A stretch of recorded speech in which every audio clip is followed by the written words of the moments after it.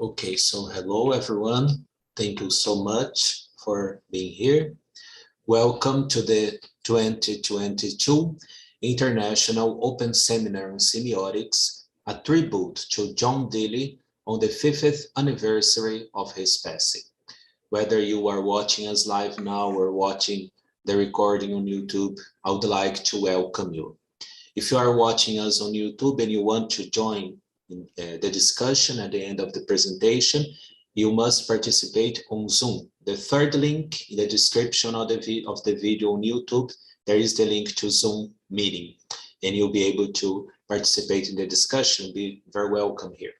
This collaborative international open scientific initiative and celebration connects a network of dozens of personalities and organizations coming from various environments and with different profiles, all working in unison towards the advancements and propagation of semiotic studies. Today's presentation is entitled Introduction to Ethnosemiotics. It will be given by Professor Francesco Marsciani, and we are also very glad to receive here Dr. Vytautas Tumėnas. He'll be the commentator of today's presentation. So I would like to start by introducing Professor Marsciani.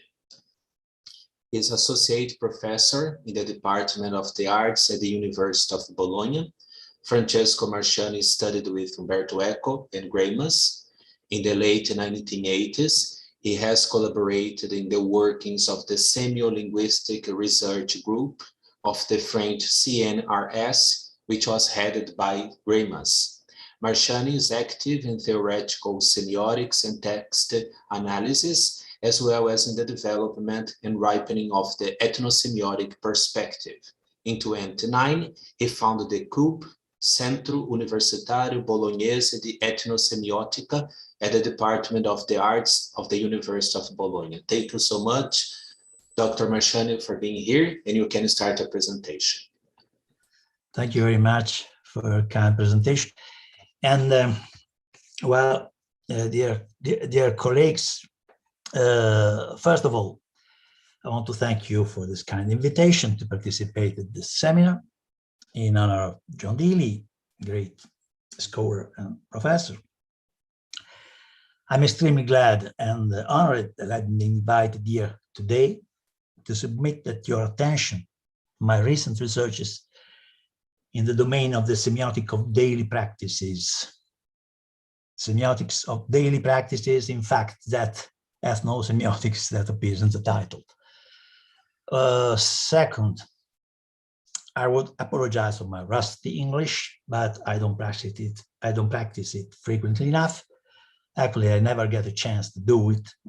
As on the other hand, as everybody knows, there are two major semiotic schools in the world, and unfortunately, one of them speaks English and the other one speaks French. So if I confess that my French is a little better than my English, maybe this will help you to determine my theoretical belonging. Anyway, my task today, and my goal too, is to introduce you to ethnosemiotics, the ethnosemiotics I practice here in Bologna.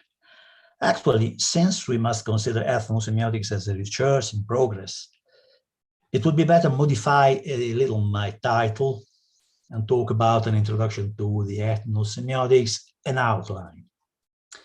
In fact, ethnosemiotics is the way we call what we are doing at the University of Bologna in order to observe, describe, and analyze the real significant behavior of social actors in their daily life.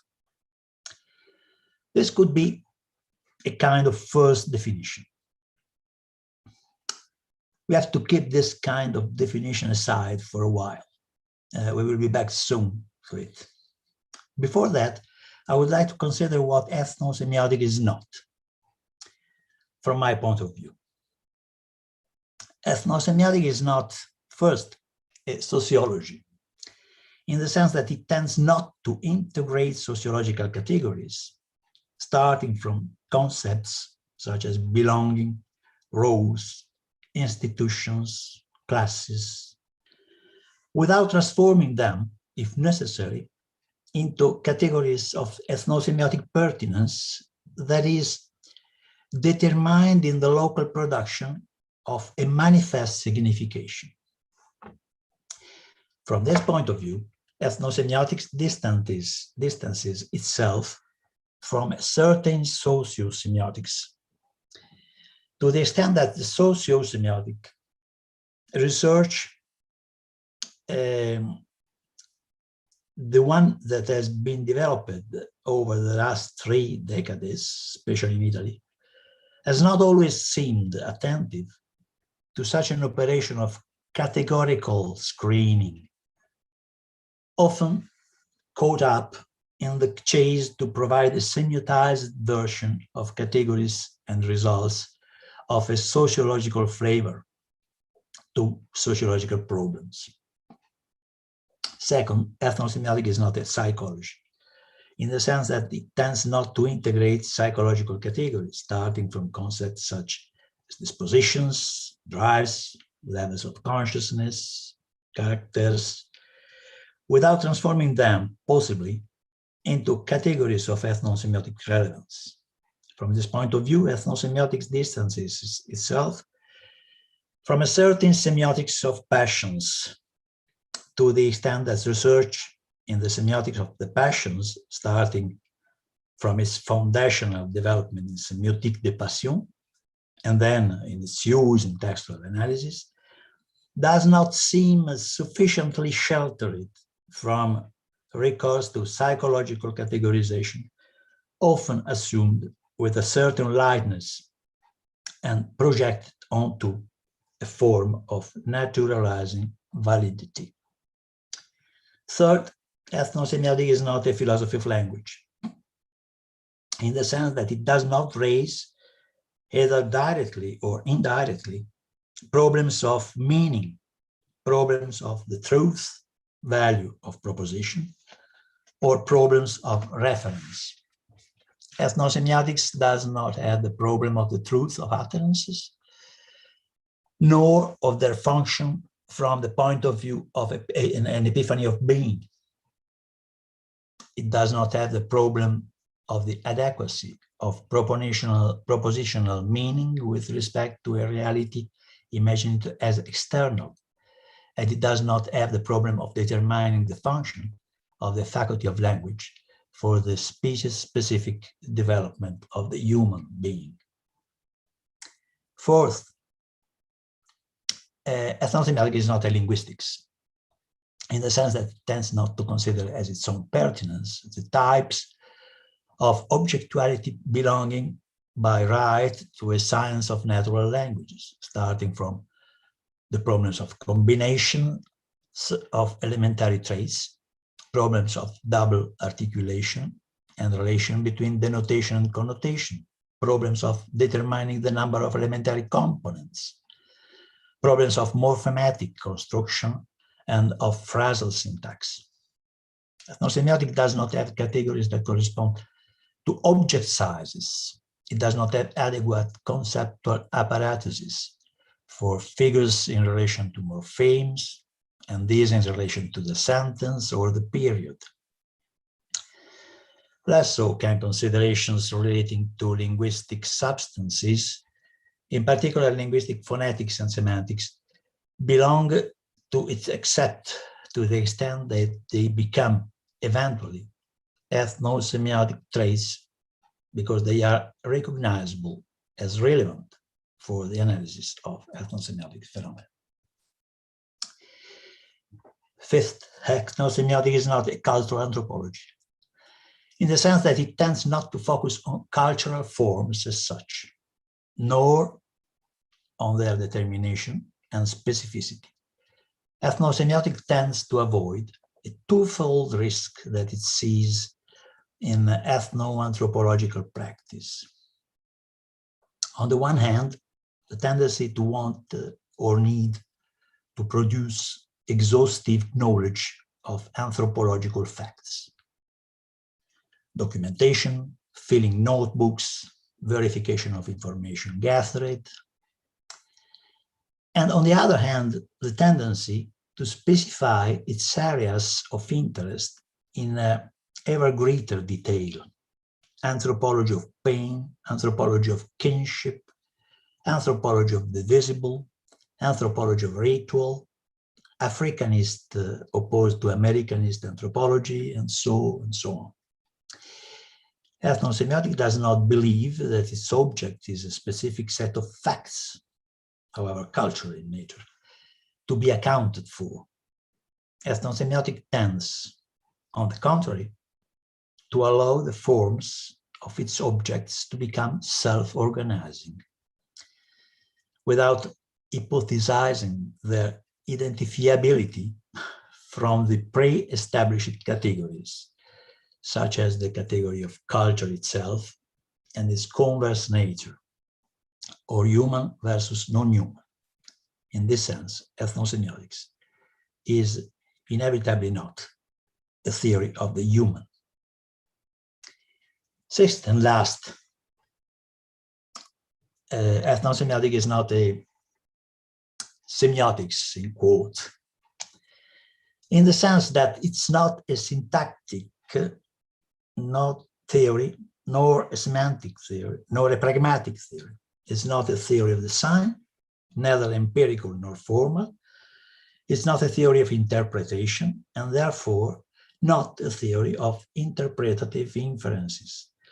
It's not a theory of the functioning of the semantic universe, understood as globally determinable, the idea of encyclopedia, for example.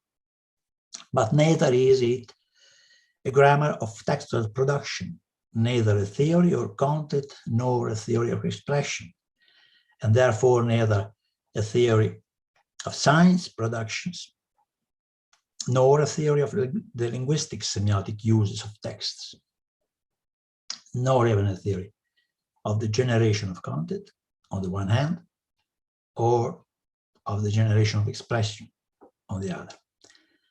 Likewise, it's not a theory of the functioning of texts within a priori given cultural spheres, semiospheres. And for this reason, it's not a semiotics of culture, apart from the fact that it does not know what a culture really is. Finished. Now, we can come back to our first definition above. I said the way we observe, describe, and analyze the real behavior, significant behavior of social actors in their daily life. Well, when I say observe, describe, and analyze, I mean a semiotic observation, description, and analysis. Thus, I'm engaged to explain what a semiotic observation, a semiotic description, and a semiotic analysis are. Fortunately, for the description and the analysis, we can base a certain calm on the huge amount of experiences and developments in the domain of textual treatment, both linguistic and semiotic, as well as narratological, pragmatic, semantic, and so on. But what does it mean, a semiotic observation exactly?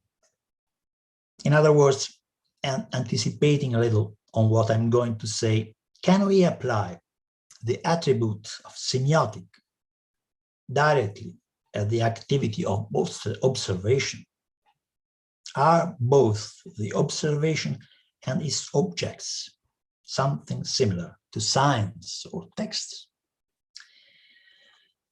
I'm going to split my subject in two steps.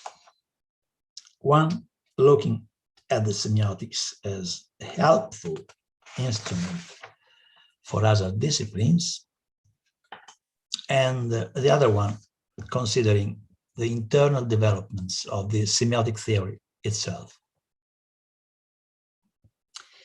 For the first step, we have to turn our attention to those disciplines that use to study people's daily practices and their cultural values in order to ask them if a semiotic need is somehow effective. In particular, we have to look at the anthropological tradition and at its methods for the treatment of the cultural behavior. Of course, this tradition has always maintained and recognized deep relation between the reconstruction of the cultural horizon of the communities and the dimension of every symbolic articulation. Just for example, we can mention the ethno-linguistic work of Edward Sapir, or the relevance that the semiotic and linguistic researches of Roman Jakobson have had in the case of the structural anthropology of Claude Lévi-Strauss. But it's surely possible to continue. Mary Douglas, Victor Turner, and so on.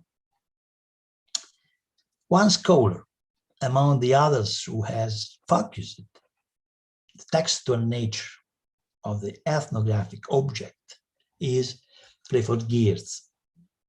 You do remember, certainly, how he defined the job of the researcher in anthropology, talking about a process of interpretation of interpretations. The relevance that the concept of interpretation has in its thought depends on the fact that he is ready to consider the ethnographic object as a real text. In this way, a text is necessarily already interpreted, and consequently, the ethnographic object, I mean behavior, ritual, practice, attitude, gesture, and so on, may be considered as a text every time it appears as an interpretable phenomenon. The ethnography, therefore, interprets interpretations insofar as its objects are texts. It has things in the large sense of the word, where processes of significance are recognized.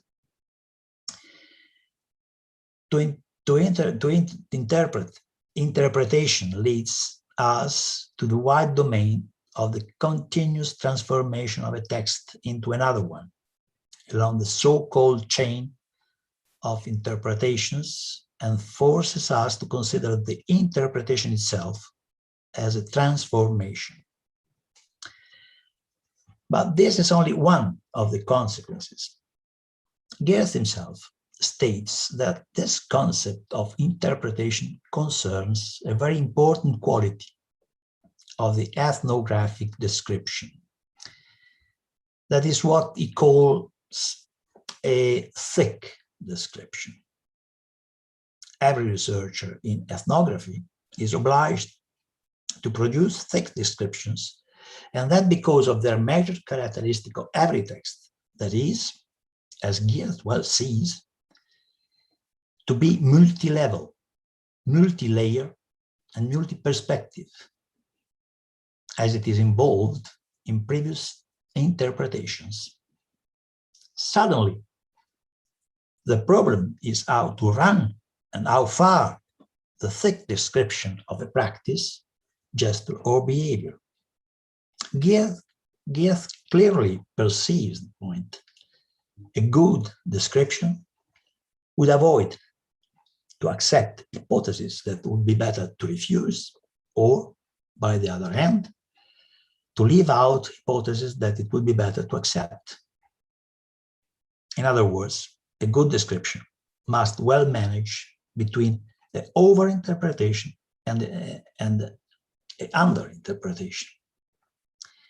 To read in the phenomena more than the reason permits, and less than it requires. It seems to me it's a good way to expose the problem. And it shows implicitly the situation in which it seems, to us at least, that the ethnographic description actually lie at the present.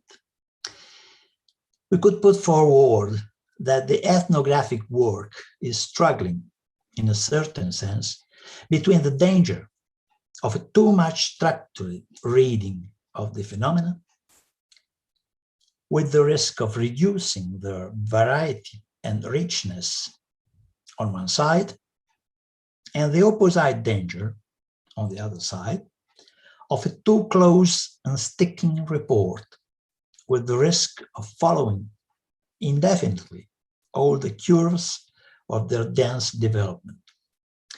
This question, which represents the consciousness of a real difficulty, is shared by ethnomethodology and by social sciences like sociology, ethnographically oriented, besides the recent but important tradition of the cultural studies.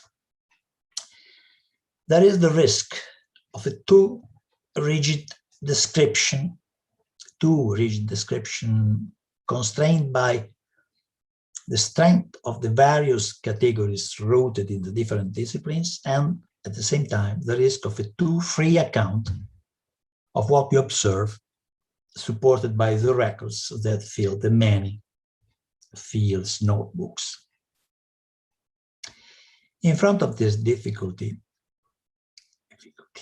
the remarks of Clifford Geertz look like a request of control. A theory of the conditions of the textuality, semiotics, is in fact required when we need a good holding of our thick descriptions. What we need, actually, is a theory that allows us to categorize our reports, to give them a good form, basically scientific, without to constrain the phenomena into some a priori cages. We have to consider that many discussions about the necessity of a set of categories, more or less strong and attested, in the domain of the anthropological studies are actually involved with a political scrabble, which concerns our descriptive attitudes in analyzing other cultures in post-colonialist times. This problem, often intended as a politically correctness, makes it difficult for the researcher to maintain a good measure in establishing the proper distance between the phenomenon observed and the glance of the observer.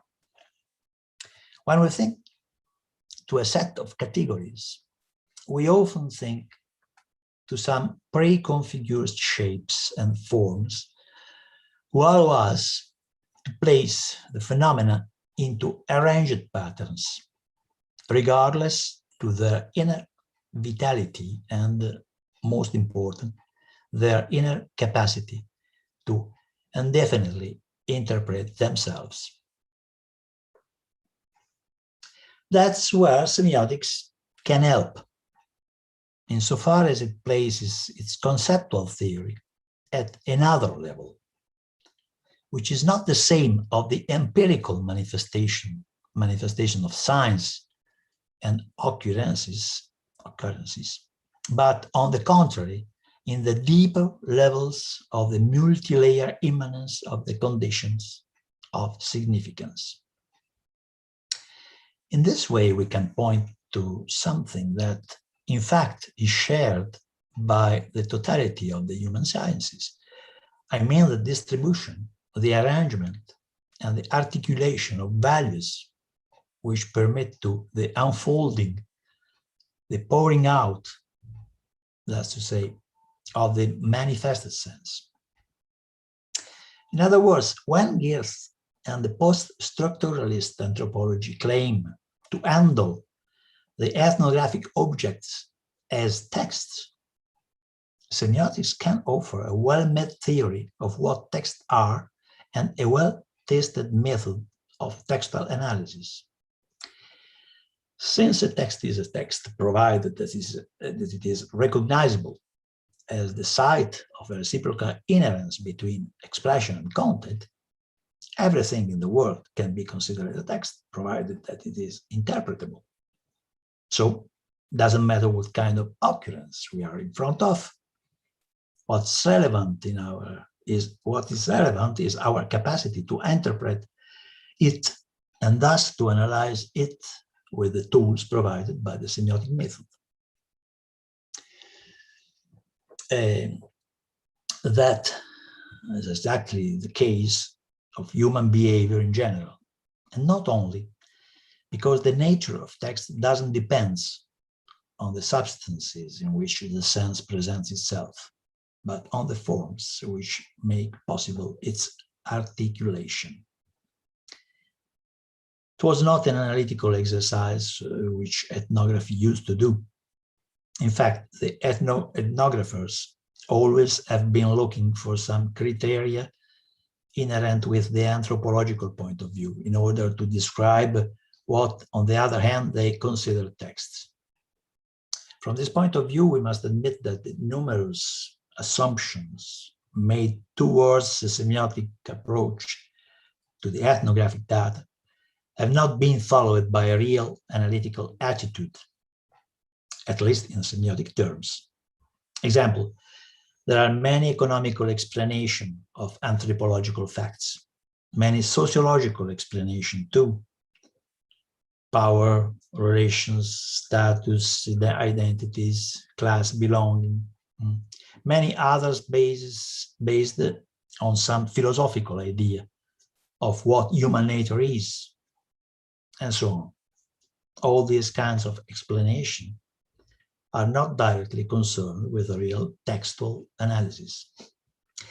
Thus, we must answer at the Geer's request with a powerful semiotic theory focused on text nature. That's what we find, for example. So now is here my theoretical belonging, but I will be very short of this. That's what we find, for example, in a structural, in generative semiotic theory, which consider as its object the whole of formal immanent levels intended as condition of possibility of signification. Everybody knows the inner organization of this theory, which provides a hierarchical structure among different levels of deepness. Very, very briefly, the more abstract of deepest, or the deepest of these levels consists in a difference grammar. Grammar of the differences, the well-known semiotic square, everybody knows, which is considered the base of any possibility of sense, because there are no signification without any difference among elements, of course. That means that in many cases and contexts, it would be useful in order to determine how a gesture makes sense compared with another one, to distinguish a high position from a low position, or another one which draws out its value from a negation of the high, as well as another is based on a negation of the low. And we shall see later an example of this sample operation if you have the time, sufficient time. The second level is that one concerning a narrative grammar. It's a formal reconstruction of the relations among the so-called actants, subject, object, sender, receiver, helper, opponent, which are defined as function or roles played by any textual entity within the narrative development to which it belongs. The narrative grammar can be articulated itself by different levels of deepness, starting from the simplest shapes of the elementary utterances up to the more complex shape of the modal relationship. Well, there is a further set of immanent layers which can be considered as concerned with the discursive quality, as is the discursive quality of any textual signification. It means that within the sense values of any text, all the aspects concerned with the fact that the text has been produced in situation, technically we shall say enunciated, somewhere at a time and between an enunciator and an enunciatee, this will become a part of the given signification. At this level, we can see to appear something like scenes in which spaces, times, and actors are installed. These spaces, times, and these actors have not only a syntactical function, as it was the case of actants, the pure grammatical rules, but they are nameable and consequently recognizable along the textual development. Likewise, the so-called themes and figures, which are nameable values and things, take place in these scenes, and thus they can make stable the elements that we can consider objects of meaning. Finally, all these layers, very briefly mentioned, are to be considered as the whole immanent condition of any signification. That means that any text is the result of a selection and a composition of those conditions. The economy of the relations established among the different layers of the immanent nature of these conditions is actually a guarantee of the fact that there are no texts like each other. So, seen by the deepness of this hierarchical theory, there are no risk to constrain the living manifestations of significance into predetermined cages of formal categories. Our categories are the tools at our disposal to control our own descriptions of the infinite variation in the realm of texts. In other words, they are not the reconstruction of the reasons of the events, they are the explanation of their possibility of making sense. That's what we can offer to the ethnographic description, an articulated set of instruments that allow us to penetrate the complex domain of the significance of the world, events, things, affects, text, practices.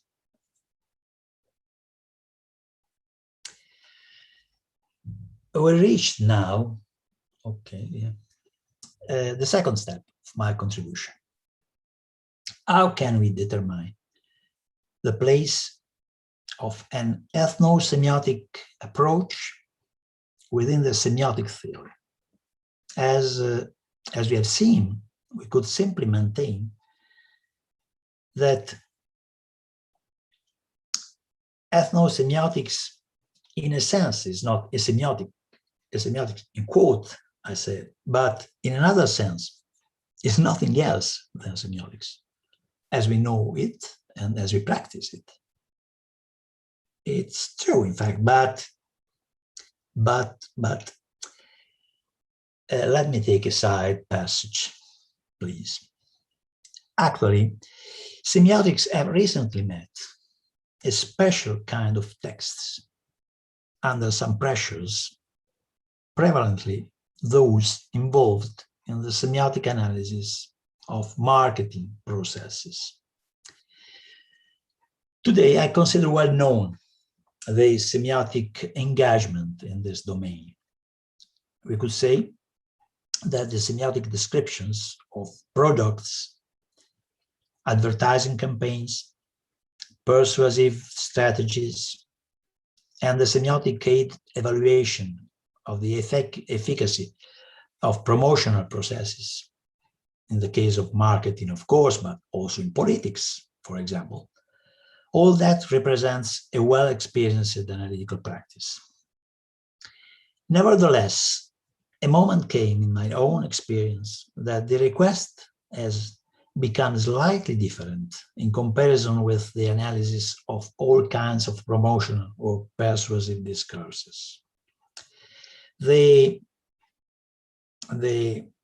can call the purchasers of our semiotic product, the people who need our contribution as semioticians, began at a moment to ask us for an evaluation of what really happened in the art of the shopping situation, how people choose one product, what people feel within a supermarket, when people felt self-unfailing or, on the contrary, doubtful about his preferences, and so on. What we have tried to reply, already considering this problem as a challenge, overlooking many other cases and situations, has been, let's go to see. Let's go to see what really happens. Let's go to see what really happens. Such a decision involves, as you can see easily, some difficulties. What is exactly what really happens? Does the adverb really means that what happens is somehow unrelated with any interpretation of it? That is to say, with the meaning values that it assumes anyway in its context? Does the verb to happen imply a sort of immediateness of the event, a sort of as it is?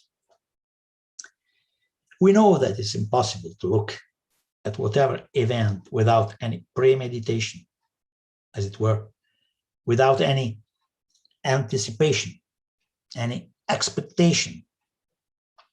Thus, we must establish a good level of survey. That is to say, both a good definition of what we consider our object, its characteristics, and a good distance of observation. Semiotics treat events as long as they can be assimilated to texts, as we've seen above. And that is the way it can be helpful for the other human sciences, insofar as its analysis can reveal some organization of the values involved in the phenomena. So we have to look for texts, not for things, not for simple facts. Therefore, we have to recognize and possibly to pick up that moment in which something becomes a text. That's to say, the movement of the rising of the interpretations.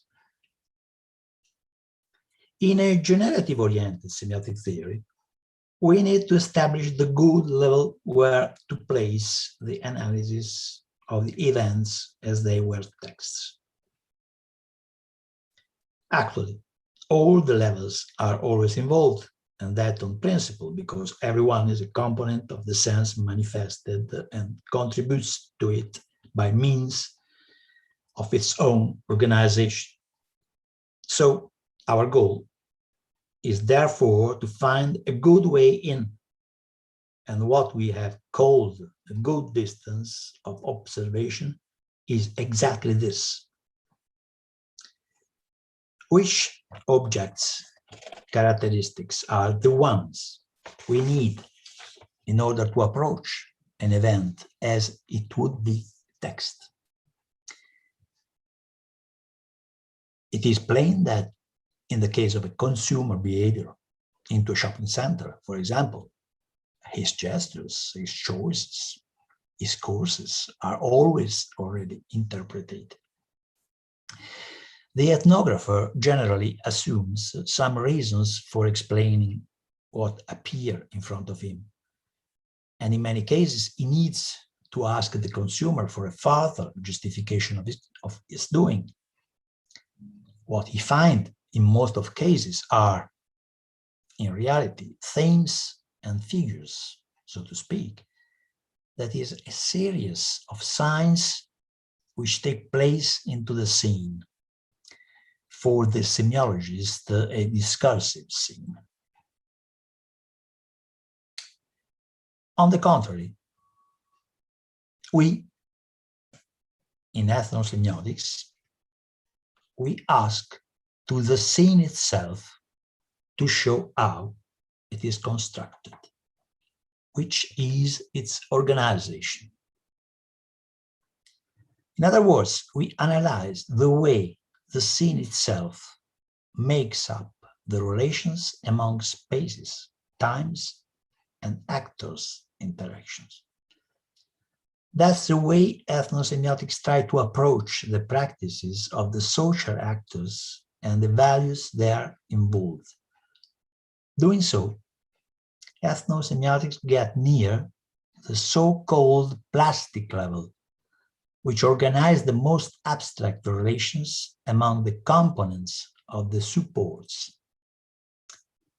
The question is, how can be formed, shaped, the space, the time, and the things, so to speak, the things that inhabit the scene.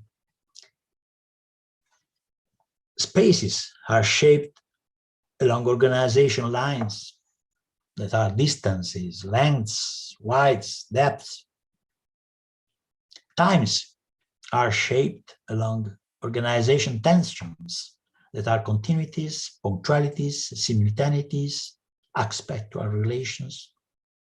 Actors and things are shaped by the wide range of definiteness, undefiniteness, solidity, variability, singularities, multiplicities, and so on.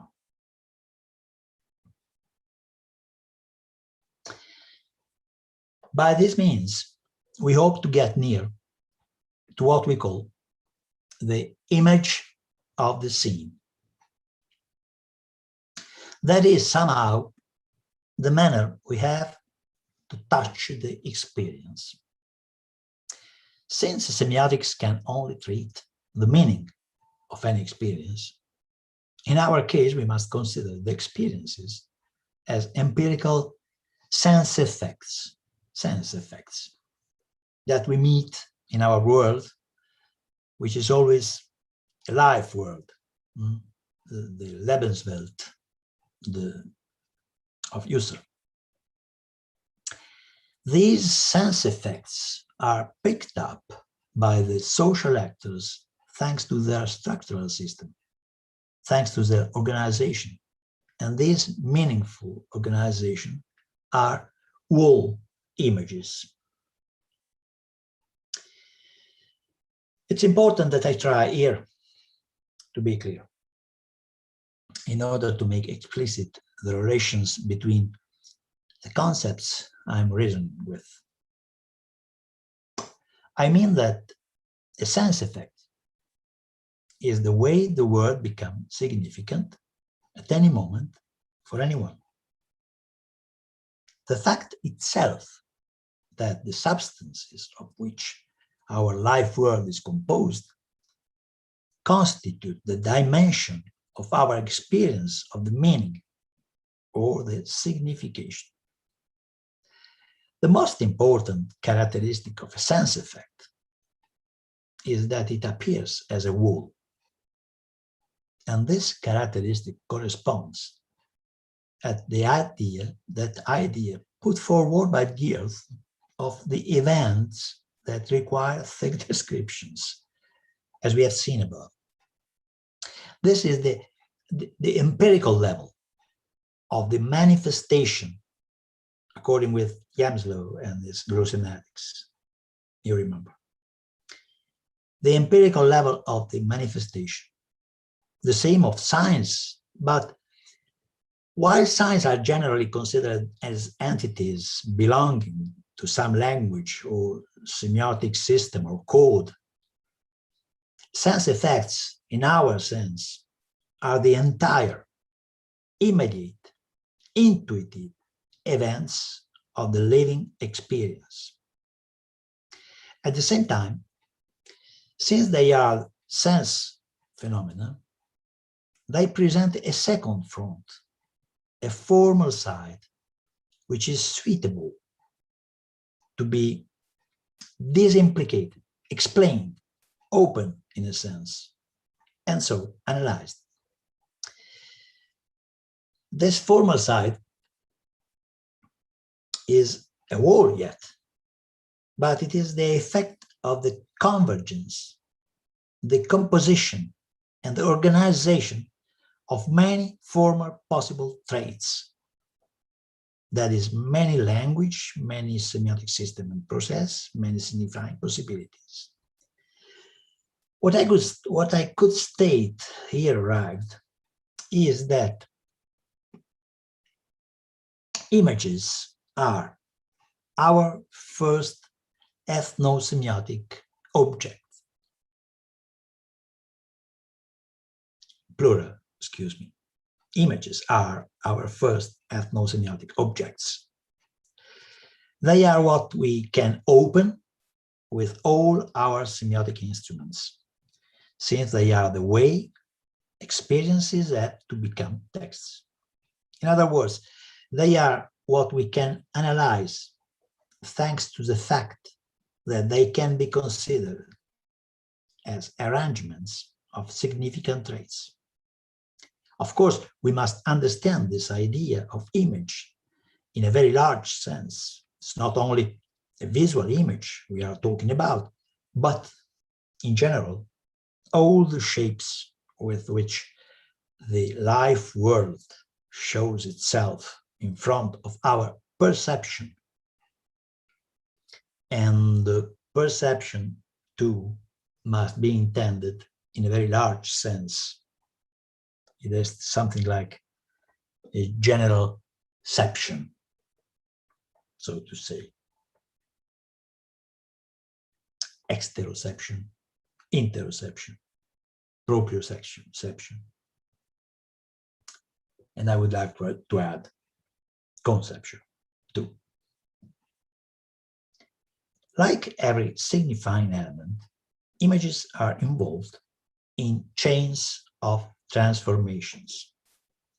So they can be caught as singularities punctuating these chains, and all the differences we can recognize all along these transfers are the variations which stand out against a background of permanency that is the characteristic of every significance.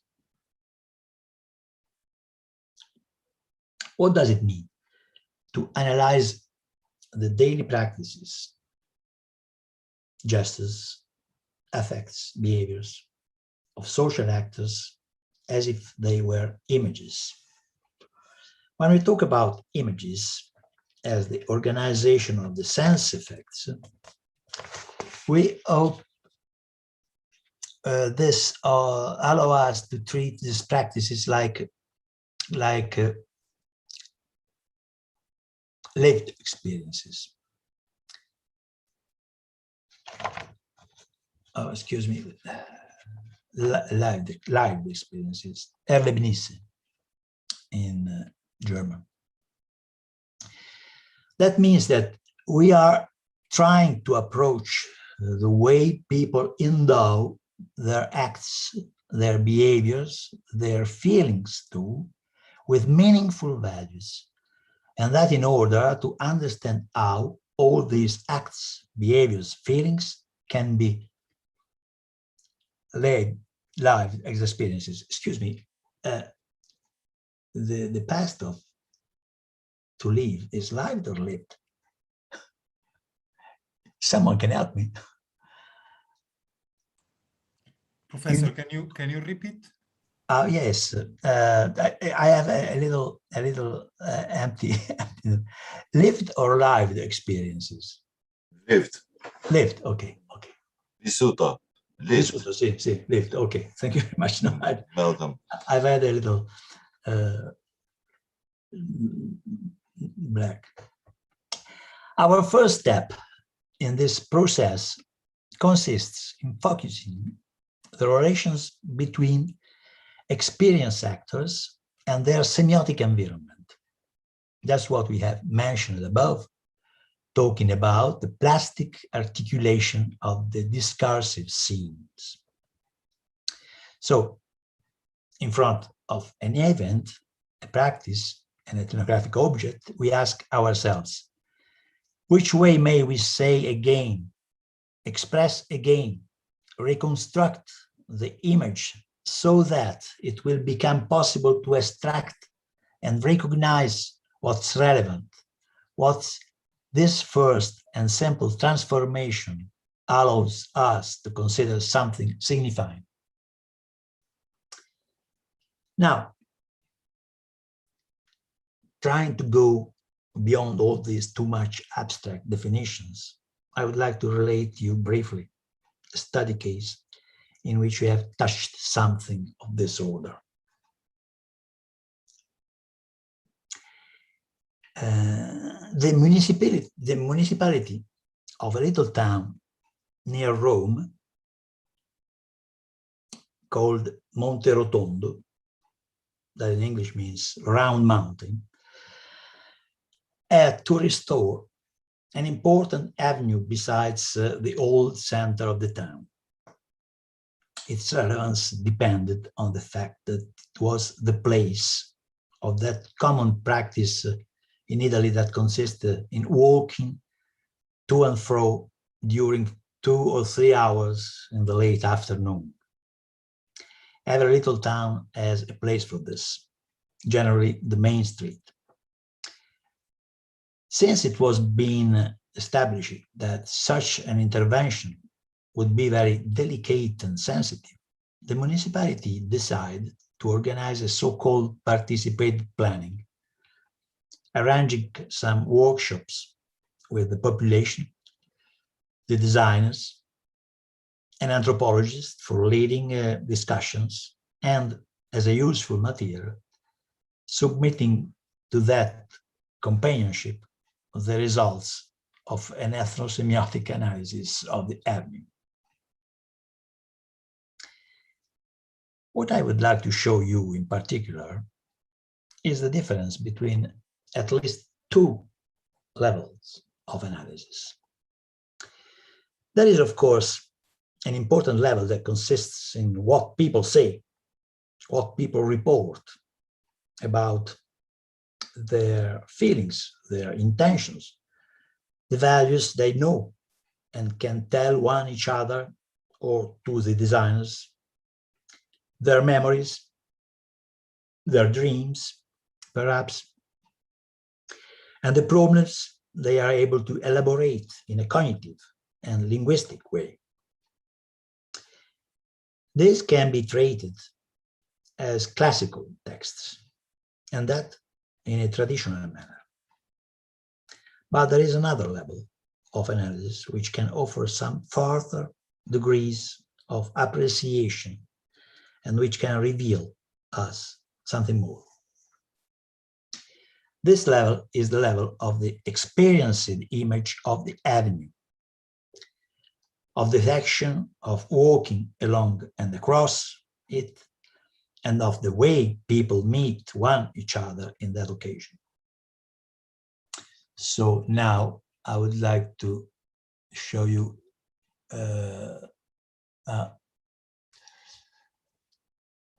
I found it here. Where is, okay. Can you see it? No, Professor. Can you? Can't you see the presentation, introduction to ethnosemiotics? No.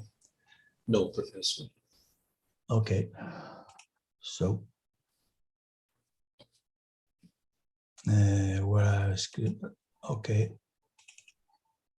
Now, okay. Okay. Now we can see. Yeah.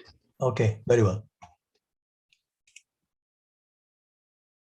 So you can see now here a plan Yes. And I'll show you briefly some results concerning two major aspects of this. Well, the avenue that should be restored here is marked as with the red line, you see, is this one. To explain you is very, very easy. Here is in a higher level the center of the town. This is a longer street, so to say, which touch the border of the town, which is descending here and here and here. Now I will explain you better, continuing to read. You will see. I'll show you briefly some results concerning two major aspects of this environment. First of all, we have considered important to understand which position and which role the avenue was filling into the whole town, looking at its placement and its functions. The first thing that appears is that the avenue is like an escape line, tangent just under the round shape of the old center. That's what I was saying to you. And this first remark suggests that we have to consider the way by which this space manages its relation with the historical nucleus of the town, and let us notice that it plays an important role in order to connect the old town with the new residence quarters and with the new public buildings, hospital, primary school, and others. So here, the old town center, here, the resident quarters, this is the hospital, and this is the school. So it play a role of connection between this point of the town and this other point of the town. So I will say this primary function, which is a function that keep together. I don't know, I've just jumped a phrase. So I was saying, connect the old town with the new residence quarters and with some new public buildings, hospital, primary school, and others, which take place along the avenue itself. So we must recognize a very important connection function, which links up the old with the new, the static memory with the dynamic present. This primary function, which is a function that keep together, is strongly marked by the fact that the avenue is different from the other spaces around with, I'm sorry, I'm a little tired. Is strongly marked by the fact that the avenue is different from the other spaces around with regard to some important issues. It has no motor traffic. It is one of the most shaded places of all the town, thanks to the considerable number of trees that stand all along it. May you see. This is a photo of the shade we can enjoy under these trees. And thanks to considerable number of trees over there, and it is an avenue without shops, except for a good confectionery just in the middle. Therefore, we can say it has a strong identity in comparison with the other elements present in its surroundings. Further consideration, its length is strictly included between two busy roundabouts, one bigger near the center, this one, and one bigger near the center of the town, and another one at the opposite side. This characteristic underlines even more its special nature, isolated on one hand, but connecting relevant portions of the town on the other hand. There is a very important traffic here and a very important traffic here, motor traffic, I say.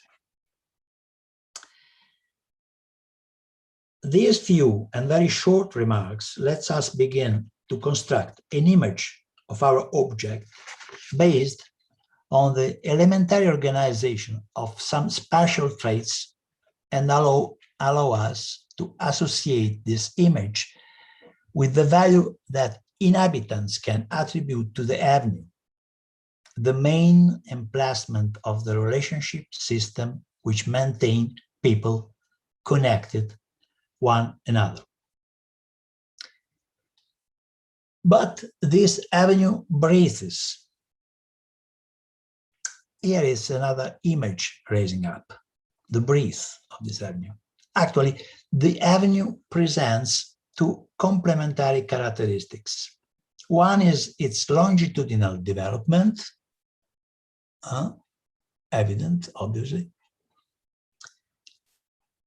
very relevant under many points of view. The fact, for example, that it grows thinner and thinner as it proceeds to the end, or the fact that there are 5 different and parallel carriageways along this line, and so on. You can see the draw of them, but you can perceive them in the photo, in this picture. You see the principal carriage, this one, and the other one. There are 5.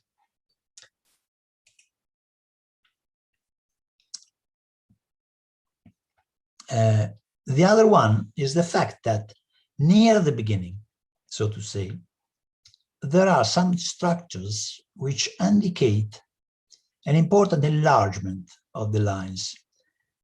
They become almost round here. You see that one, you see this one, and you see this development of the space here in front of the school. These are public gardens, but the shape of this is producing something round, something round. And they become almost round, and overall the widening represented by the public gardens in front of the school, it's like a joint between the larger part of the avenue and the bigger roundabout we have mentioned above. This is the avenue is joining this roundabout. Well, this topological structure is a kind of organization available to be exploited by the behaviors of the people. When the ethno-semiologists observe what happened in the boulevard during the day long, he noticed a curious phenomenon. In the morning, people go along the avenue from the beginning to the end, either to go from home to work, to the shops, to the postal office, or simply to take a walk. Many bureaux, many offices here, postal offices is this way. Here there are many shops all along. So from the residential quarters, they can go and return in a way longitudinal, along at noon about, this in the morning, at noon about, let's say from 12 or 3, half past 3, people seem to operate some curious like deflections, often looking for a bench to have a rest, or to read some pages of their book or their newspaper. The real walk shows a slowing down, and the atmosphere seems almost suspended. At 4 p.m., just before the coming out of school, some groups of young people begin to have their walk, but no more all along the avenue, but just in the part of it that is in front of the school, in this part.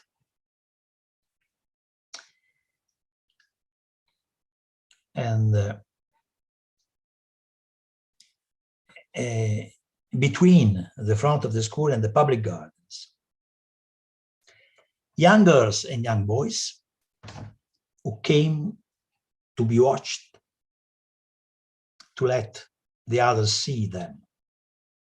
At the coming out of school, with the mothers and grandmothers just arrived, this part of the boulevard blows up, with children running to the gardens, mothers who offer them ice cream at the kiosk, boys who arrive riding their little scooters, girls who laugh and smile and twitter in their miniskirts, some whole family, mother, father, and baby, and a lot of aged people, perfectly integrated in that ambience.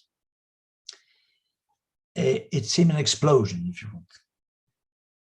This continues, increasing more and more as the time passes, until 7:30 about. And then everyone at home for dinner. During this time, the late afternoon, the avenue has become a round square. This part of the avenue is left in its width, which includes the square Roma, this square, and the gardens. So all this is a round square. The relations are lateral. People glance one each other and call and make gestures and signs, always in a side attitude, so to say. All the inhabitants, let's say all the kinds of inhabitants, not really all, of course, converge to this place and to this important moment of the day, so space and time, which can be considered a peak in the communitarian life, a moment of reciprocal recognition and confirmation. Every day, the avenue undergoes this transformation, which is like a breathing, essential for the health of the civic relationship. Many interpretations are possible, exploiting categories of many social disciplines, for example.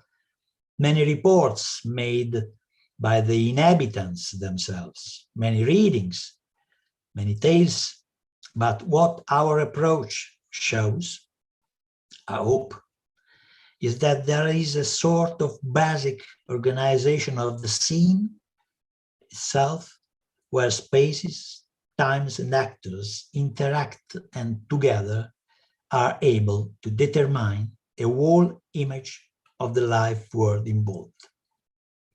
From this background, over this base, all the interpretation may rise,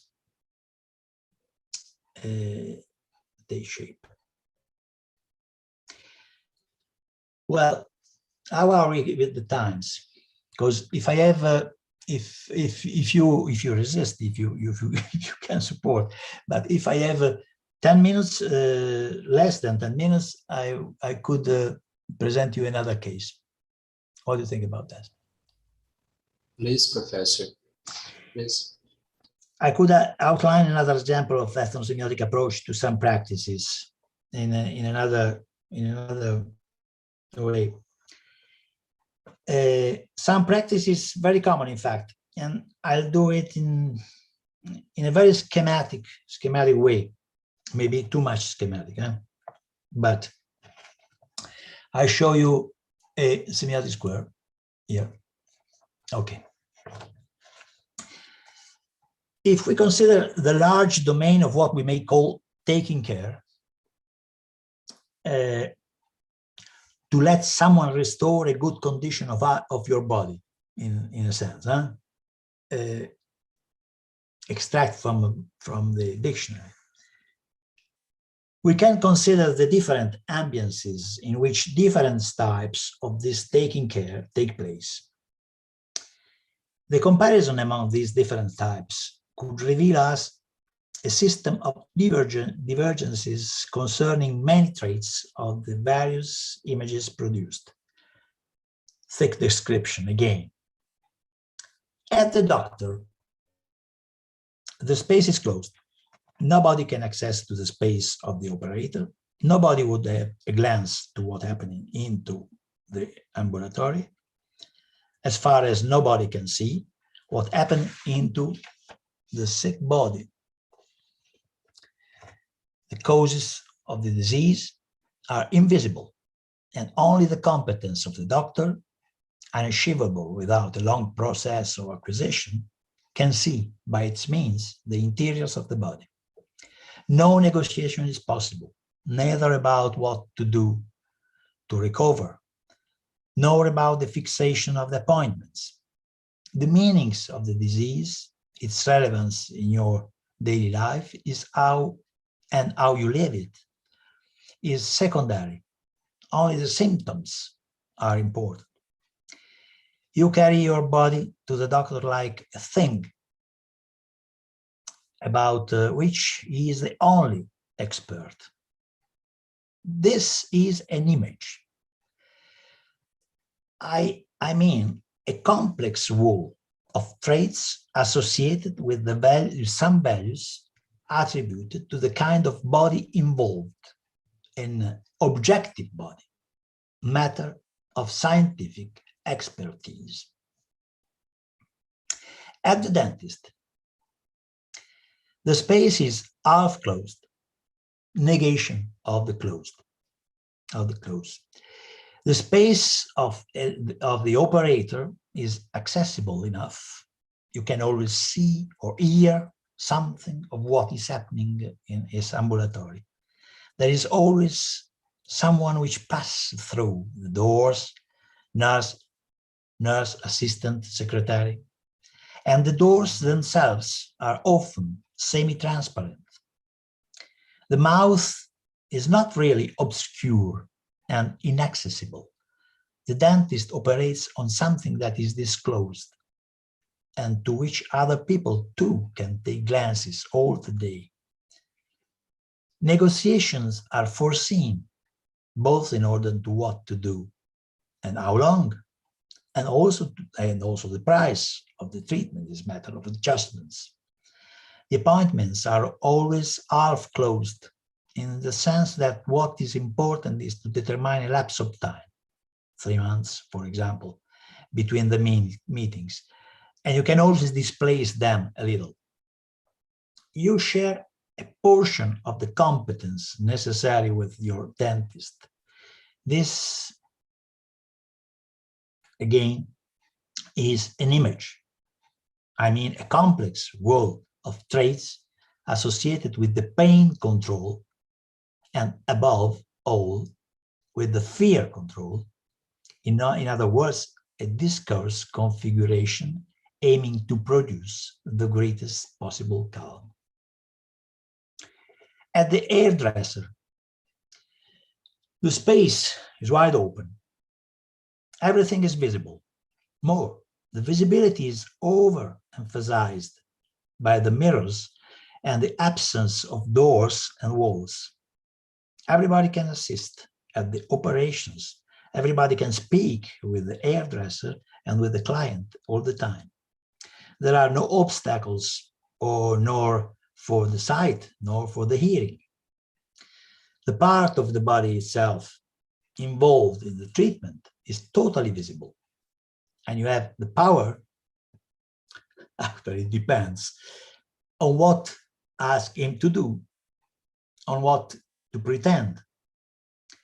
From this point of view, you have the same cognitive competence that he has, even if you accept, of course, that he has a manual competence that you have not.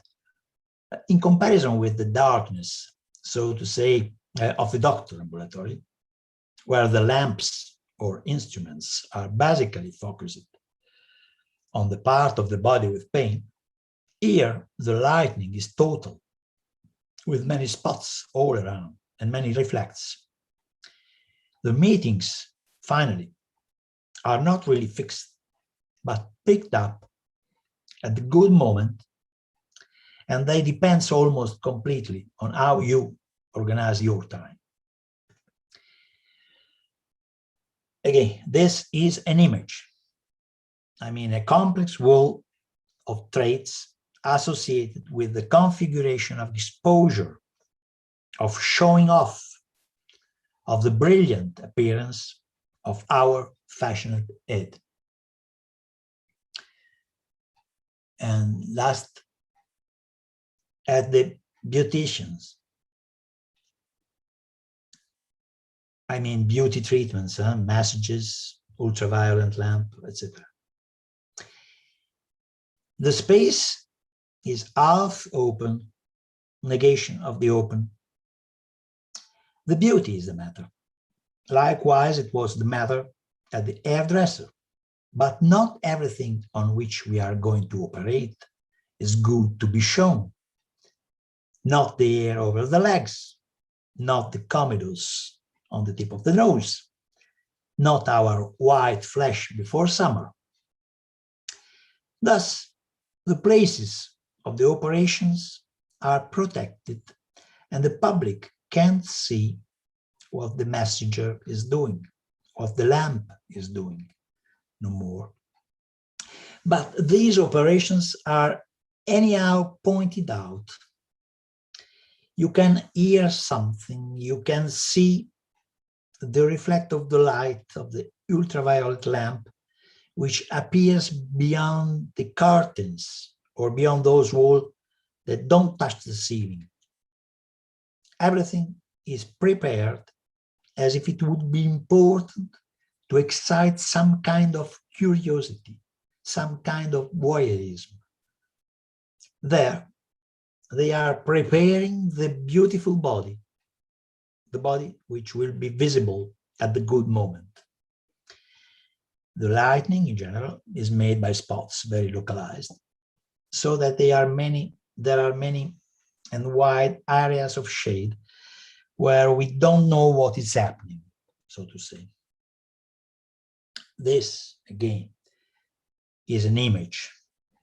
I mean, a complex wall of traits which constitute the configuration of secret.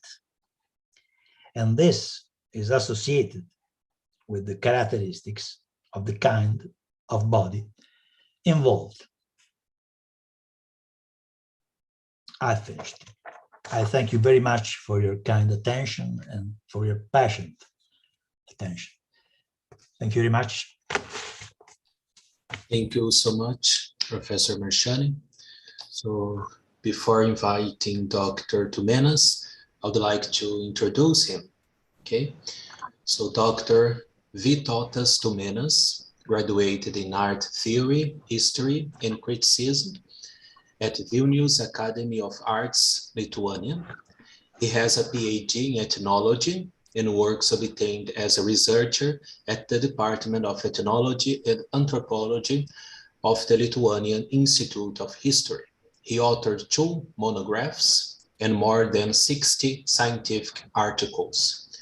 His monograph in Lithuanian, I have here the translation of the title, The Ornamentation of a Lithuanian Traditional Pickup Woven Sashes, Typology and Semantics. This work analyzes the symbolism and semantics of textiles and its geometric patterns in customs, beliefs, and mythic poetical world outlook. The areas of his academic interests are ethnology, semiotics, art history, mythology, interdisciplinary comparative studies. A various semiotical and ethnomathematical aspects of textile is one of the main topics of his investigations. The tradition of visual and folkloric symbols in cultures, problems of the development of contemporary folk art and crafts, classificational aspects of the region concept and regional identity, the concept of folk culture and intangible heritage in cultural policy are his research topics as well.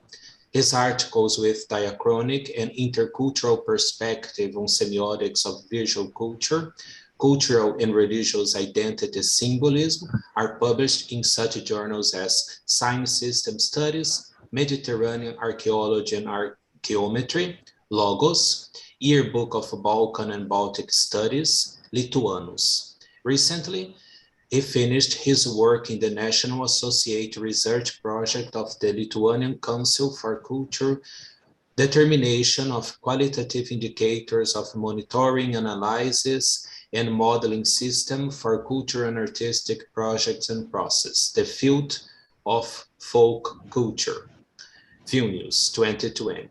He was a vice president of the Lithuanian Folk Culture Guardianship Council of the Parliament of the Republic of Lithuania for 2 terms.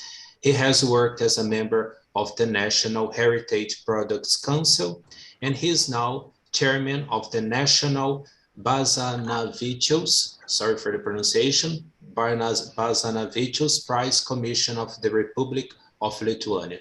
Thank you so much, Dr. Tumėnas, and you can start your commentary and questions, and you can have a brilliant dialogue. Thank you so much. Yes, thank you very much indeed for this marvelous invitation in so interesting and important to participate in so interesting and important session. Of course, this presentation, I think it is not just simple introducing into ethno-semiotics, because I think it is real invocation and calling for collaboration for all the deep, full of deep insights into the future evolution of not only of anthropology, but of all humanities. And as we know, all humanitarian sciences deals with texts and products of texts and meanings, produces these meanings and texts, also interprets them, explains hidden meanings.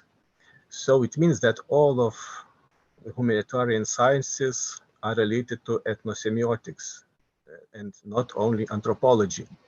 It seems to me that really semiotics is like the mother of all humanitarian sciences, because when we speak about classification, when we speak about textualization, about many things, really we are dealing with semiotical problems and semiotical questions. This presentation of Professor Marsciani really calls us for very constructive and resultative collaboration of ethnosemiotics and anthropology. At the beginning, I would like to say that for me it would be very interesting to discuss and to look to this presentation from the Eastern European point of view and Eastern European tradition and understanding of ethnosemiotics. So if we see to classification of science or just nominations, nominative aspect of science, so we have find many etymological similarities with ethnosemiotics. For example, ethnomedicine, ethnobotany, ethnoastronomy, ethnomathematics, ethnopsychology, ethnochoreology, ethnomusic, ethnodesign, ethnoecology, ethnoarchitecture, ethnic culture, ethnobiology, ethnic art, ethnicity, ethnoscience. Some of them are strongly linked to the local folklore. Others have wider concept, just wider concept of culture. If we look to East European semiotical schools, especially to Moscow Tartu School of Semiotics, it was based on ethnolinguistics, on folkloristics, somehow on mathematics, but what I want to say that really in this school they used the term ethnosemiotics, dealing with mythic poetical aspects of all the world, all the artifacts which can be found in the world, on mythological or archetypal or traditional or historical explanation and reconstruction of meanings of previous cultures and traditions in our cultures. So in general, it may be said that this is somehow how folkloristic school. And we can speak about Toporov, Ivanov. In Poland was Jerzy Bartminski who dealt with ethnolinguistics. In Lithuania, this also is a very important topic. It was made, we can mention Vėlius, Greimas, Gimbutas, archaeologist, and many other authors. It is interesting that Greimas also, from some kind of Lithuanian point of view, may be explained as folkloristical researcher. For example, his book In Search for the National Memory about Gods and Humans, it was written in Lithuanian, and it has a double methodology. And this second part of his method later, because it was discussed in this presentation, so that I want to say just about these folklorical aspects of his methodology, that Greimas, in his book, he make conclusions of his research, and the aim of his research was to find some conclusions which have sociological, mythological, and culturological value. And in Eastern, especially in Ivanov Toporov school, they are talking about non-verbal languages. So exactly about this visual culture, about visual languages, about visual text, about non-verbal communication, and they called this object as secondary modeling system.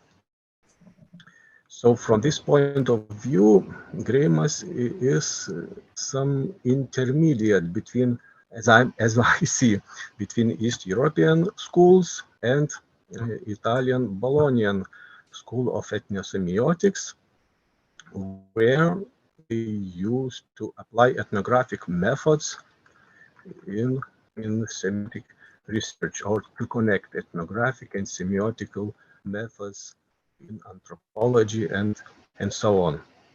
So my question in this section would be, is Bolognian ethnosemiotic school more universal, or it is more specific than East European school? But I would like to get these answers later, because it will depend on our time, how much we will have the time, then I will finish. Seeing Professor's obvious attention to Girt's methodology and to the theoretical aspects of his research, I raise the question, how does Professor Marsciani see the relationship of ethnosemiotics with the symbolic and interpretative anthropology as a whole discipline? Not as just Girt's books, but just all the interpretative anthropology as discipline. Well, so maybe yes, we will later discuss about these things. So then I see differences between Europe and Italy. I see that there is a focus on interpretation, that East European school maybe is more focused on the interpretation on already collected facts, artifacts, and text as cultural text in order to uncover forgotten or hidden meanings, or it is a specific research strategy aimed to reveal, explain the mythological aspects of the research folklore, folk culture, or culture in general, and the semantics of its mythological background. Again, it has very strong historical approach, very strong evolutionary or contrary to evolutionary approach. So the connections of Bologna semiotics with ethnographic research method, as I understand, it is especially a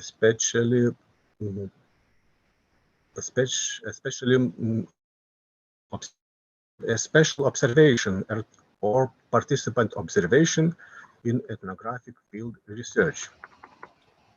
The approach of ethnosemiotics to cultural phenomena as the human interpretation of environmental objects and further interpretation of those interpretations as cultural traditions and cultural codes by communities, society, and by culture, and finally by scientific interpretation of these cultural traditions and all the cultural phenomena, known by ethnosemiotics.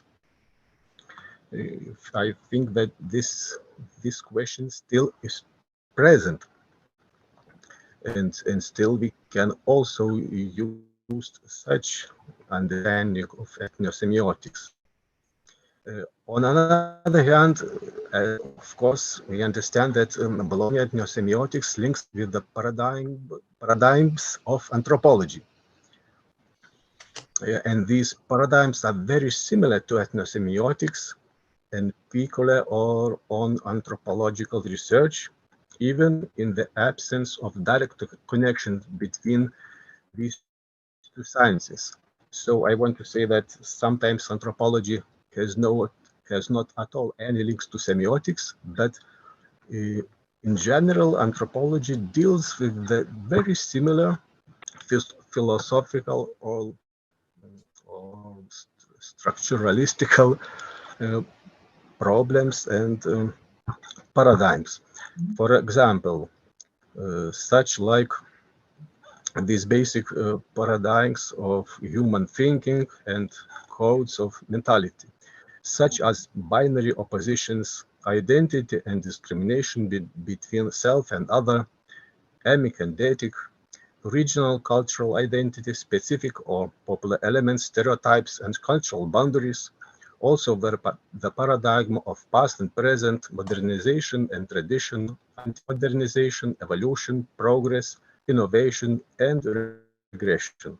Also, life and death, also daily life and celebration, work and rest, sacred and profane. Also, sexuality, hierarchies and power, center and periphery, prestige and marginality, sociality and its opposites, norms, normality and abnormality, crisis, alternativity. Also, categories of originality, archetype and repetition, plagiarism in cultural phenomena and their perception, cognition, interpretation in human mind, culture, and specific research.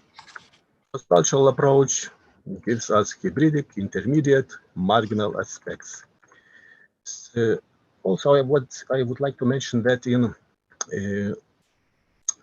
what we saw in this presentation, that the very big interest into context, into environment, it is present in some anthropological researches too, because anthropologists also they are always searching for new methods, new world outlook, how to grasp this reality. So, for example, analyzing ecology of ritual, McGraw and Kratky, 2017, they argue that without the material of the living and non-living environment surrounding of man as a mediating structure in the world, there could be no human interaction of sociality, religion, ritual, and culture. From an ecological perspective, we begin to see humans as fully incorporated creatures, continuing into the environment which they inherited from their predecessors and live today leave to their descendants. This helps to discover that, for example, a ritual is not the result of the accidental fusion of different elements, but rather a complex adaptive system in which organic and inorganic components interact in such a way that each creates certain necessary conditions for the activities of the others, and so on, so on. And I would like to stress another thing, that as I see all these methodological aspects, they are very useful to art history, anthropology of art, and all science of art, because here we deal with non-verbal speaking systems. And really, for example, what is art? What can tell art scientists about violin music and violin players? Yes, they say this is such kind of music, which is such melodies, such rhythm, maybe there is such symbolic. But what about the presentation? What's the about moving or as an actor on the scene? Because every different musician, he plays in different manner, and his playing manner has different meaning, has different emotion, expression of different emotion, and it modifies the music also with their gestures, with their temperament, how they are playing. So, but how to describe such kind of temperaments? How to describe this non-verbal signs?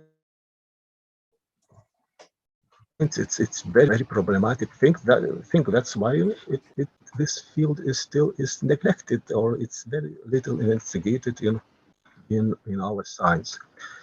Again, when we speak about questionnaires and about interviewing with respondents during field research, there is for anthropologists appears very many challenges, and one of the challenges when we speak about the past, it is the problem of this interpreter, of this man, human being who we are inquiring, because he can forget, because he can lie, because he can it belongs on his medical condition, it may be belonging on weather.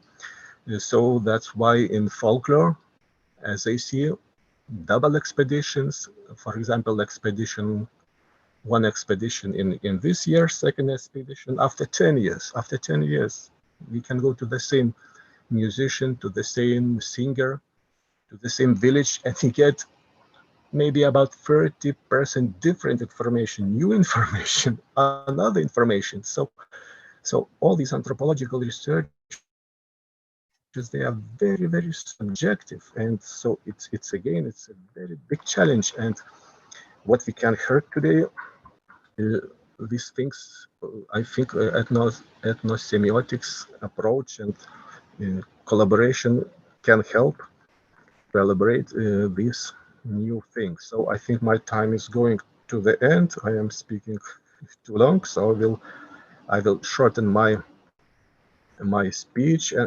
That's what I would like to say. That again, usually we hear ideas which belonging to the context, of this fieldwork and to the observation. But I think that even before observation, very important problem is questionnaire. How to write this questionnaire, because interviewing also depends on this approach, which we have later. So really, it is something theoretical, philosophical, and cabinetic question. How to modelize, how to form our investigation. And so I think that even in the very first steps, even when we are making questionnaires for respondents, even in this stage, it would be very useful to collaborate with semioticians.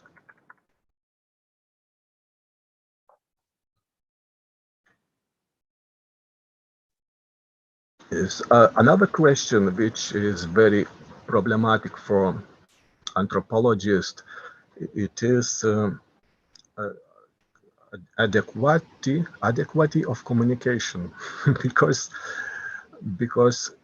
really it's very big miracle when anthropologists can talk with respondent and they can understand each other, because very usually we go to some exotic places, to some very different places, different from our surroundings, from our culture, from our cultural behavior. And of course, nobody speaks about that, but it's very big victory if someone anthropologist can speak with local people, with indigenous people, and if he really truly understands what they want to say. So again, this visual language, another systems of communication, they can help for better understanding and better communication. So my questions would be that I think that how do you think, Professor, is it possible to elaborate even more strong collaboration in the first stage on writing questions and preparing questionnaire for interviewing before going to field research? And on another hand, I would like to say that after this presentation, I understand that not only art phenomena can be researched better with semiotic approach, but also all things of culinary, farming tools, every handicrafts. These things we have in our life, but they are full of secrets, they have some secrets which belongs on technology, and how to ask these secrets, how to write them. Of course, there are so many things which are not written, and they will be lost. Such, for example, like alcohol technologies, coloring technologies, ceramics technologies. Sometimes it seems that it is very simple, and but in many of these things you need to make photos every minute. So you have a huge amount of video material, and it is impossible to print this video material in scientific publications, in prestigious scientific journals.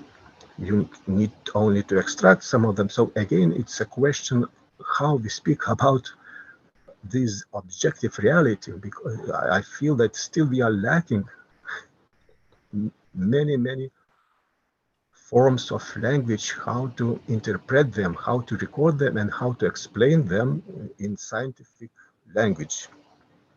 So I think on this stage, I would like to finish my commentation, and all these my comments are full of doubts and full of questions to Professor Marsciani. What is his opinion on my opinion? Thank you. Oh yes, so I can speak. I can answer.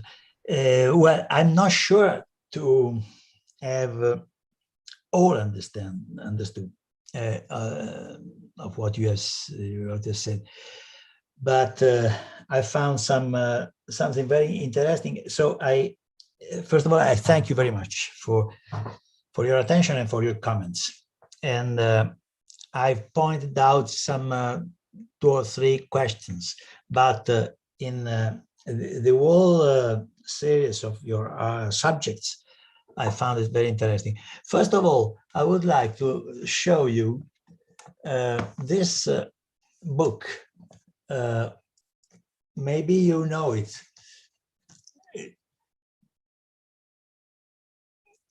In Lithuanian, there is Yes, yes. an article of me here, Mhm. and I'm very happy to exchange some opinions with a friend of Vilnius. I've been there 2 times, and the second times produced this volume, this book. It was in occasion of the anniversary for the birthday of Grimas. Well, Grimas Yeah. University several years ago. And do you know Kestutis Nastopka? It's possible you know him, Nastopka. Oh yes, of course. Okay. Of course, he was one of the first and Okay. major semioticians of Lithuania. He's a friend of mine, and well, so many arguments, many subjects, many. The better maybe is that I answer pointing out which way the idea of ethnosemiotics came to me. In this sense, the ethnosemiotics I practice now, and I'm trying to ripen now, is something who roots itself into the semiotic theory that I practice. I mean that I have heard in a second moment, later, at the possible request of dialogue by the anthropological tradition, and the anthropologist I know in Bologna, for example, but not only. But the first step has been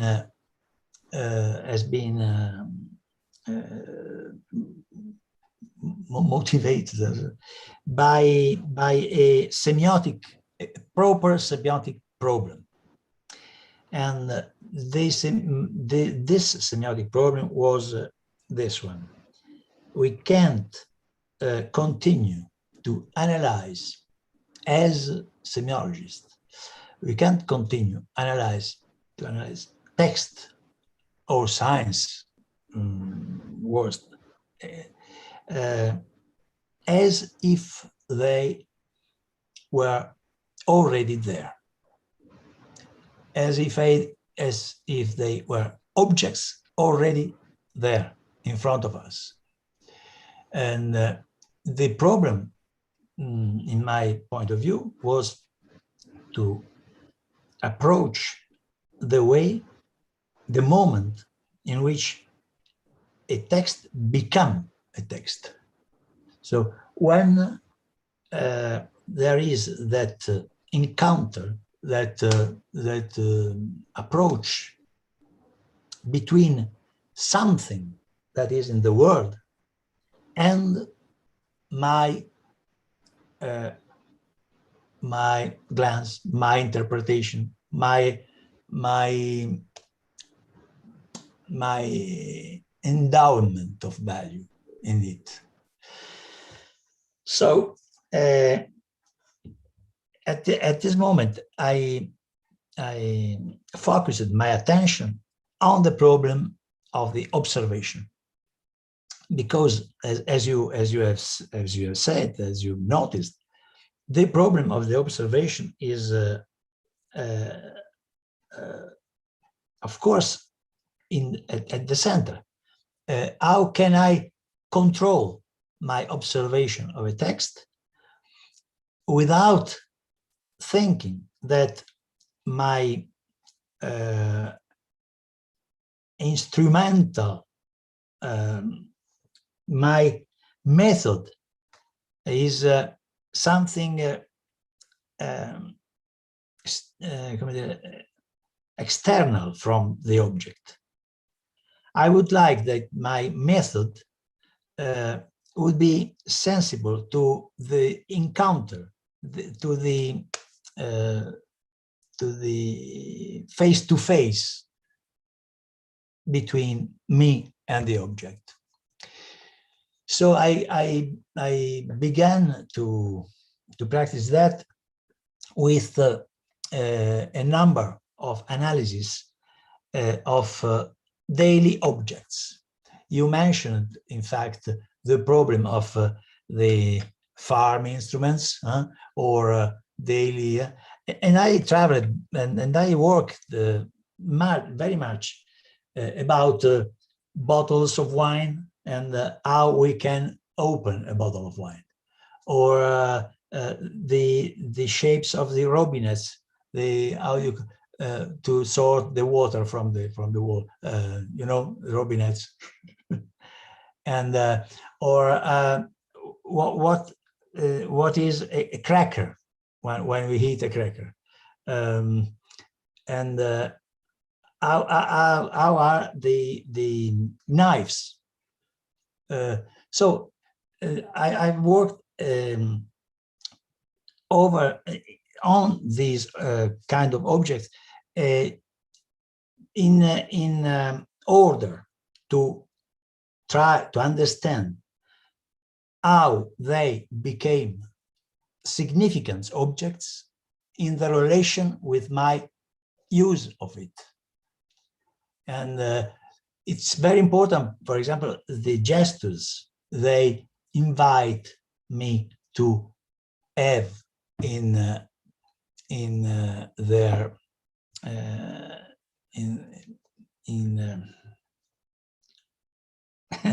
with them. So every time I was involved in this attributing significance to things. And when I look at so what ethnographers or folklorists or anthropologists call social rituals, for example, or organization of the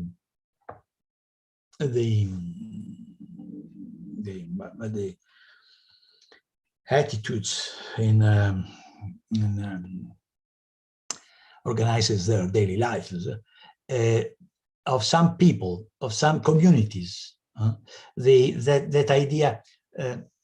In fact, in my ethnosemiotics, I reduce very much the value of the term ethno. In fact, I don't think at ethno as people. My ethno is the intersubjective communities that local, but not determined localization. It could be ethno, my relationship with my wife, as my relationship with my president of the republic, and it depends on how I project on the multi-sized objects my looking on, my interest as a semiologist. And so the dialogue and the relationship with the anthropologist, in my experience, as apart some cases, rare cases, very rare, has been quite difficult, because there is this effect, at least here in Bologna, that the anthropologists don't like at all the semiotic method. They think it's too formal, too rigid, too strong in a sense, but not in the good sense. It is not able to appreciate the variability of the manifestation of culture. Well, I see, I understand them, but it's not my problem, because my problem is a semiotic problem. And I know that the theory the semiotic theory I refer to is not a semiotic theory that could, in any case, never could stop the dynamic of the empirical transformation of things and culture and thoughts and science and what you want. Because my semiotic theory is immanent, and so I've exposed that in some writing. Is transcendental in the sense of the whole of condition of possibilities of the signification. And first of all, there are the things. My questions to the things is at another level, and they are completely free to be what they want to be, and it's my discourse that I want to control with the method. So I can't understand really, apart the fact that maybe they haven't understand this this question, this point. So it's very close with the phenomenological attitude. In fact, it comes from a phenomenological attitude. What I would like to do. That's what. And of course, the problem of you mentioned the problem of the semiotic, the semiotic of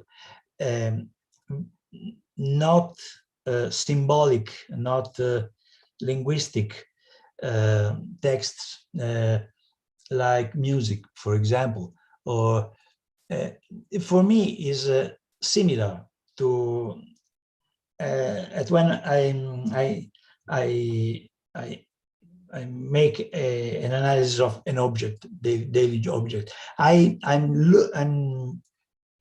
searching for what I've called the image. Anyway, what's image? Is a plastic organization of what we can't yet recognize. I mean cognitive recognizing, but we are living something that is a shape of spaces, time, and phenomenologically I could call that the lived, il vissuto, the lived phenomenological erlebnisse, le vécu. And but I don't know if I'm sure that this is a good beginning of interaction. I thank you. I thank you very much of that, because I quote that you have been attentive to what I said. It's very interesting. I would like maybe now I know many things to answer to you. I say in a proper way. Yes, I understand, of course. Okay. Instead, it is very interesting to hear for everybody. I hope. Okay. The answers. I'm very happy. at this moment, I have another question. For example, if we go to we have some archaeological finding, and we have it's very beautiful. It's interesting. We can find that here is some animal or some human figure, but really we have no any idea of what may be the function, what may be the meaning. So how can are you interested to interpret, for example, such kind of artistic things which for contemporary human, at the beginning it has no any meaning. It's like it is your research will be based on some psychological attention to that object, interaction with that subject, because no cultural context, no history, nothing, just think. But because art historians, they try to in some modern theories, they try to look just make formal analysis without any context, just what the form speaks, what the color speaks, how it influences our inner feelings. Yes. So, what is your opinion about that? Oh no, I'm surely very, very interesting. There are some of my collaborators, some of my students and young collaborators with me, which are directly interested with this, and because from departing from the center, this Centro Universitario Bolognese di Ethnosemiotica, there are many ways, and this is one of interest, and then now we are trying to dialogue to exchange some opinions with the followers of the ontological turn in anthropology, and on the other hand, with the problem of the non-human interactors with, for example, the enunciation of the animals. There are many new things to look for.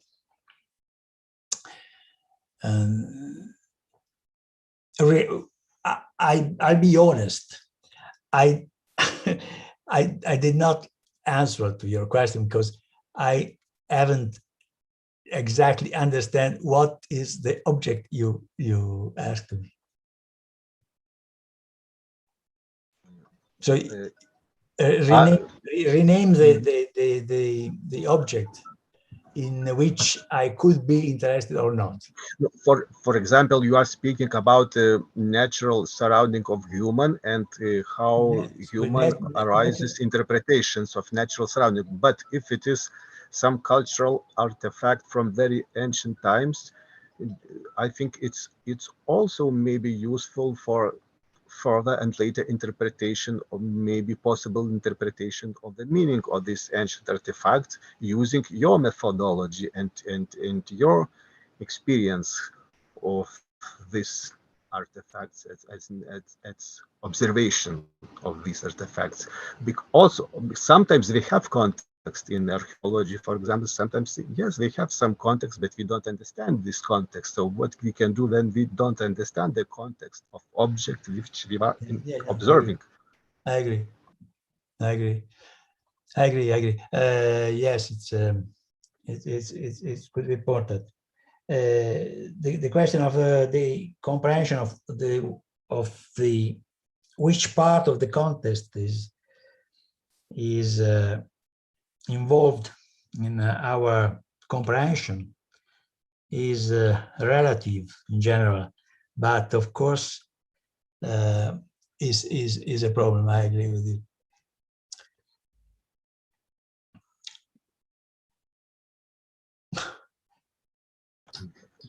Yeah. So I understand that sometimes it's very difficult. We could. There is so deep question. No, in so short time. Listen. There is a a bad connection too. I understand 3 words over 4. So it's, if you could, no, but if you could, and I would be very, very glad if you could write me this evening, tomorrow, or after tomorrow, this question. I surely I answer to you in a comprehensive way. Thank you very much. Thank you very much. We could begin a exchange of letters. No, a mail exchange. I would be very glad. Thank you, Professor Marsciani. Thank you, Dr. Tumėnas. Thank you so much for this brilliant discussion. And I will close the broadcasting on YouTube, but we can stay here a little longer